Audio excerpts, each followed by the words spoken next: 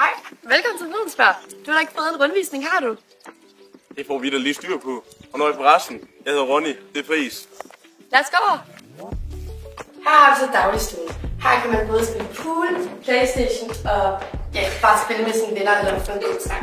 Ja. Og her har vi gamerhylden, hvor der er rigtig gerne med at blive gamet.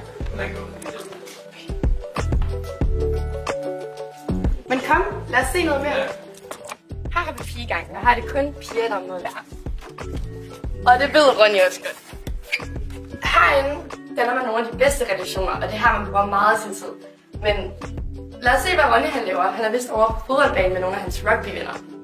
Og her på Fredensberg har vi rigtig mange forskellige sportsgrene. Mange, der foregår herude på fodboldpladsen. For eksempel rugby, som vi går ind en lille smule meget op i. Ja, lad os gå til spisesalen. Her har vi spisesalen. Her sidder vi i familiegrupper og spiser en masse lækkert mad, som køkkenet laver til os. Vi spiser 3 store måltider om dagen, og køkkenet er herude, og lad os lige gå derud og kigge. Herinde har vi blandt andet køkkenpraktik, en uge om året, hvor vi lærer om hygiejne og madlavning. Vi har en masse andre fede aktiviteter her på Fredensberg. Vi har blandt andet vores fitnesslokale, hvor alle pumperne er der. Og så har vi Krea, for eksempel, hvor alle de der kreative typer er.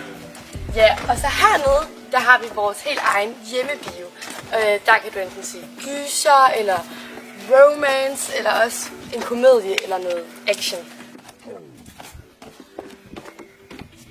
Og så har vi vores store baghave, hvor der er alle faciliteter, som for eksempel at komme ud og klatre, svævebane og lave gynger. Alt muligt kan ske herude.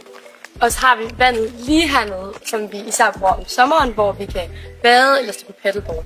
Og jeg tænker faktisk, at vi skal slutte vores rundvisning her, da vi har nogle venner, der venter på os.